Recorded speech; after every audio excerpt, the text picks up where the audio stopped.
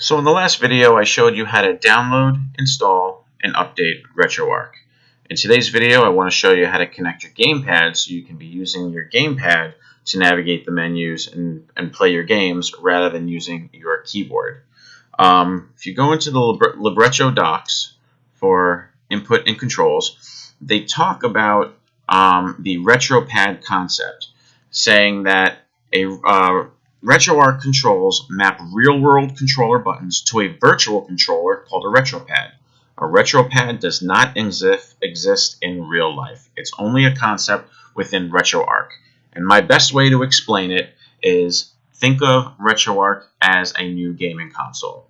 When you got your PS3, you had a PS3 controller that came with it. When you got your Super Nintendo, you got a Super Nintendo controller that came with it. You got your Nintendo Wii, you got your Wii controller that came with it, and that's what controlled that system. Retroarch controls the system with a RetroPad, and here it is.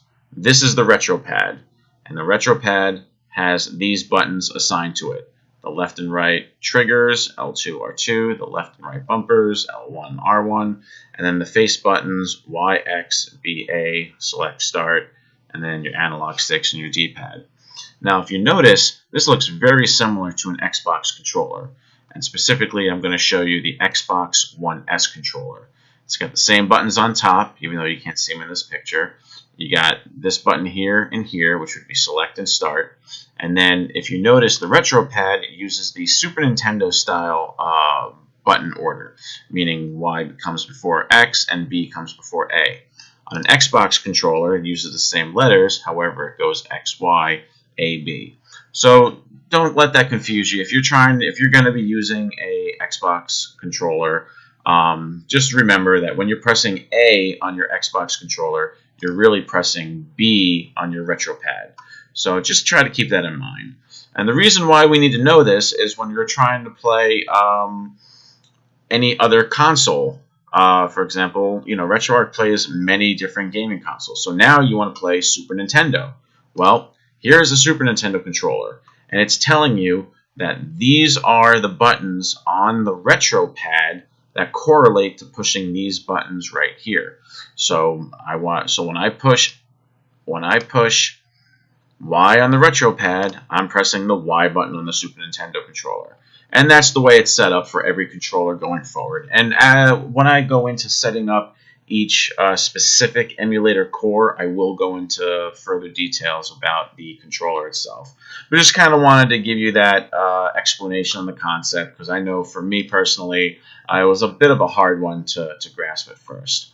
So anyway, the other good thing about the controls is that there is gamepad auto configuration, and many gamepads should work out of the box via the Retroarch auto configuration profile database. Now, if you remember, when we set up Retroarch, let me load this back up. When we set up Retroarch, I had you go to the online updater, and one of the things we updated was the update joypad profiles. Now, what that updated was, if you go into Retroarch, go to auto config, these are all the different controllers that that Retroarch supports. And you can look through this if you want, but trust me, if you when you connect your controller, more than likely Retroarch will see it. So so now let's go ahead and get our controller set up. For this tutorial, for this example, I'm doing an Xbox One S controller. And the reason why I'm doing an Xbox One S controller is because if you look at this, how to connect an Xbox One wireless controller to a Windows PC, you have a couple of options. You can use USB, plugging your USB controller directly in. You can use the Xbox Wireless built-in or Xbox Wireless adapter for Windows, or you can use the Bluetooth option. Now, as far as I know, the Xbox One S controller has the Bluetooth built in, and it even tells you right here that on Bluetooth-supported controllers, the plastic around the Xbox button is part of the face of the controllers. So here you go. This is the controller, and it's part of the face, and it's part of the Xbox button. Now, controllers without Bluetooth, the plastic around the Xbox button is part of the top where the bumpers are. So here you go. The plastic where the bumpers are is connected to the Xbox button. So this controller up top does not have Bluetooth enabled in it. So for me, I want to use connect to the PC using Bluetooth, and this tells me how to do it. So on your PC, go to Start, go to Settings, go to Devices, and then Bluetooth and other devices, and turn on Bluetooth so your PC can discover your Bluetooth device. So I'm going to turn on my controller first. I'm going to hit the Xbox button. It's going to blink slowly, and then I'm going to press and hold the button on top to connect Bluetooth. It looks like it already kind of sees it, but let me go through this way anyway. So I'm going to click Add Bluetooth or other device, click Bluetooth,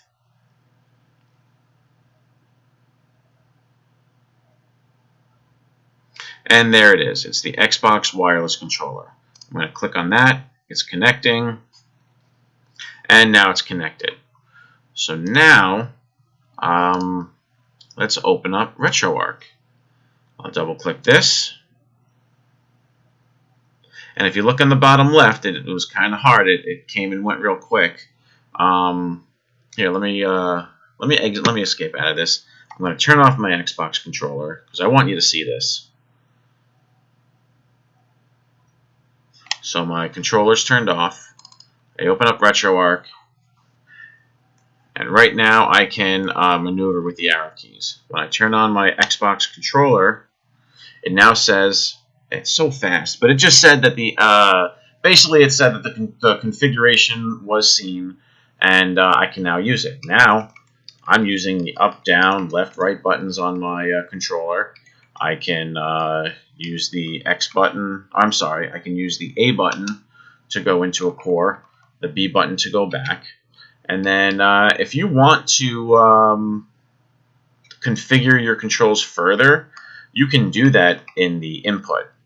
However, I would highly recommend not to change any settings because the auto config profiles are there, and the developers have configured each controller to what they consider is the best setup. The only thing I would adjust in here is when you go into input, go to the menu toggle gamepad combo, and this is the gamepad button combination to toggle the menu. And I would select this to L3 and R3.